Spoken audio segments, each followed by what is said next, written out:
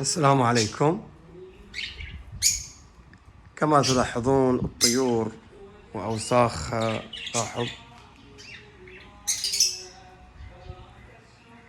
وبسبب المشاكل في التنظيف والترتيب تم عمل محمية للطيور باسم محمية البصري. سنشاهدها بعد قليل. هذه الأوساخ ما تشوفون.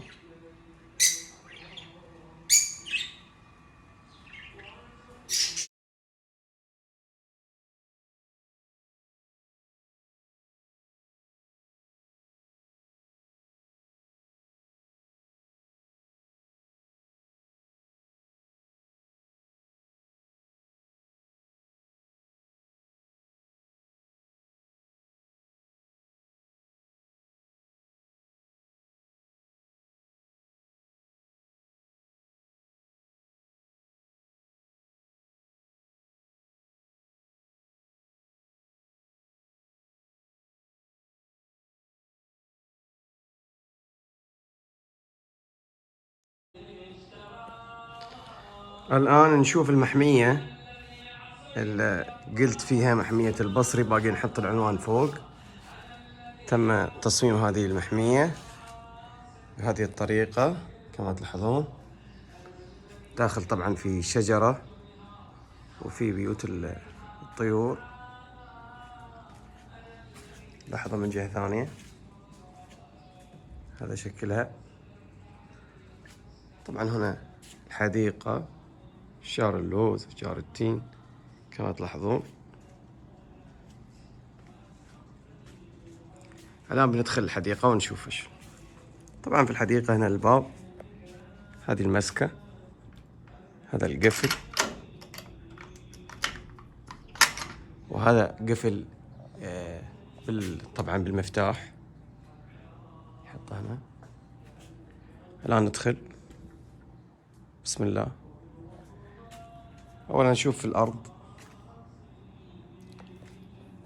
هذا طبعا تايمر الماي يشتغل، تنقيط يشتغل الماي والطيور تشرب، يعني في اليوم تقريبا مرة أو مرتين. وهذا احتياط الماء. وهنا الطعام. وهذه بعض الغصون تم تثبيتها بهذا الشكل عشان الطيور توقف عليها. مثل ما نشوف هذه البيوت، تقريبا البيت 30 في 25، حاولت أعمله كبير. وهذا هنا الطير طبعا علشان يوقف عند البيت مثل ما تشوفون. هذه أغصان. لاحظ هذه شجرة شفتها في الطريق فيها تفرعات جميلة فعجبتني، وضفت لها بعض التفرعات الأفقية مثل ما تشوفون. هذه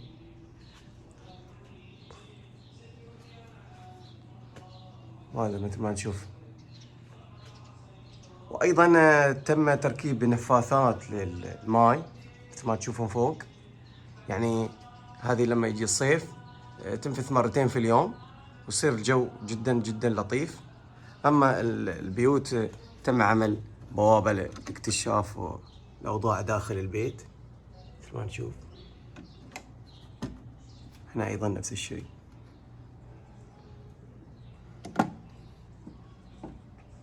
وطبعا هذا اللي هو الستاند المتحرك عشان الطيور توقف متحرك وقت ما أبغى أوزنه، أبغى أحركه، أبغى أنظف المكان. وأيضا هناك نباتات مثل ما تشوفون، صبار على المدار.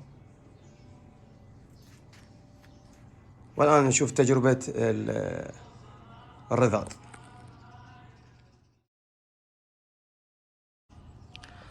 طبعا في الرذاذ أنا مركب تايمرين. لاحظوا طلبت من الأونلاين، شوف الحنفية ذي فيها اثنين مو واحد، اثنين. فأنا وضعت تايمرين، تايمر لسقي الطيور بالماء وسقي الزراعة، وتايمر للنفس، نفس رذاذ الماء. الآن بشغل التايمر حق رذاذ الماء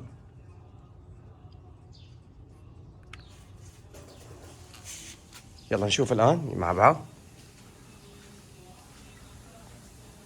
لاحظوا تم تشغيل النفاثات، مو النفاثات في العقد، النفاثات تنفث الماء أو تضخ الماء مثل ما تشوف. طبعا لمدة 8 دقائق لمدة 10 دقائق حسب الوقت اللي تحطه أنت. مثل ما تشوف هذه بدأت تشتغل عندنا. لاحظ الشجرة كيف صارت مع الماء، مع نفث الماء. هذه طريقتها مع النفاثات. الآن بنشوف طريقة اللي هو سقي الماء. السقي كيف يكون؟ طبعا هو يتحرك بسبب الديلمة قوي أو ضعيف، ديلمة الماء. الآن بنشغل التايمر الثاني علشان يبخ الماء. اشتغل.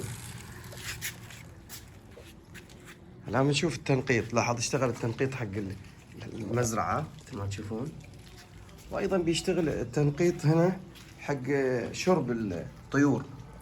لاحظ الآن الطيور تجي تنزل تشرب الماء. طبعا أنا أحاول أخفف شوي. طبعا هذا بيتعبى شوي، بعدين بيختفي الماء وأقدر نظفه طبعا عن التراب أو عن شيء فما تشوفون. إذن هذه طريقة اللي هو الماء. لاحظوا الآن يقدر الطير يشرب على كيفه.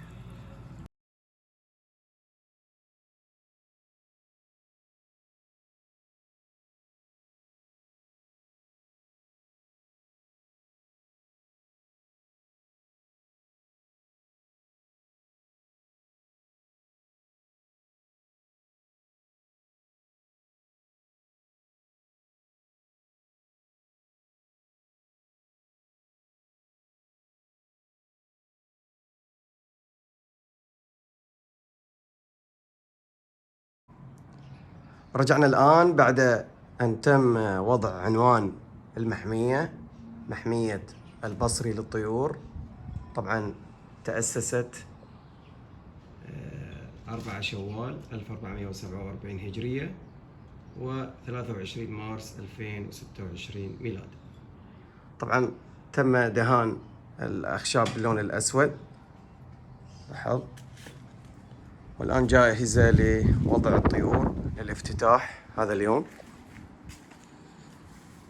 لحظة من الداخل بس مثل ما نشوف هذا شكل الأشجار والتفرعات علشان الطائر يوقف بكل أريحية في مكان يتشمس فيه ويعجبه. وهذا الستاند مثل ما نشوفه ستاند متحرك قابل للتغيير. وهذه البياضات جاهزة مثل ما شفنا في المقطع السابق. طبعا هذا الطعام أصبح بهذا الشكل علشان يحمي الأكل من الرذاذ ومن المطر أثناء السقوط. وهذا الماء، وهذا الماء اللي بالتنقيط.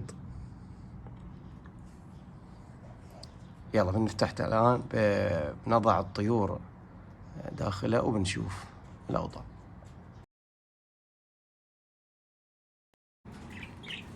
الآن جاء وقت الهد. بنهد الطيور الآن، نطلق سراحهم في هذه المحمية ما تشوفون مع مهندس المحمية. هذا هو محمد ولا هندس المحمية. السلام عليكم. نفتح الآن الطيور. أولا بنفتح الباجي. هذا اللي كان صديقي اللي كنت تطلع بالبيت.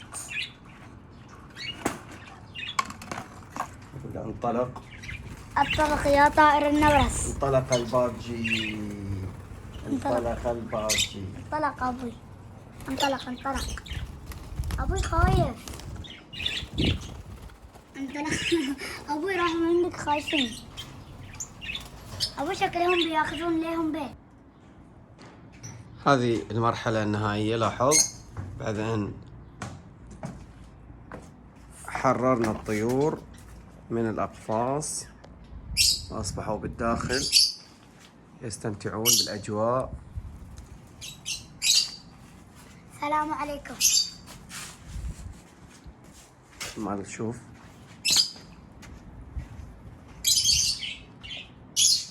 هذه الأجواء داخل المحمية.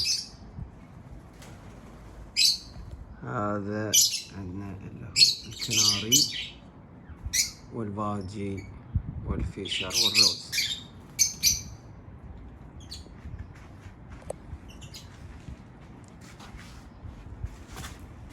وفي النهاية نقول إلى اللقاء.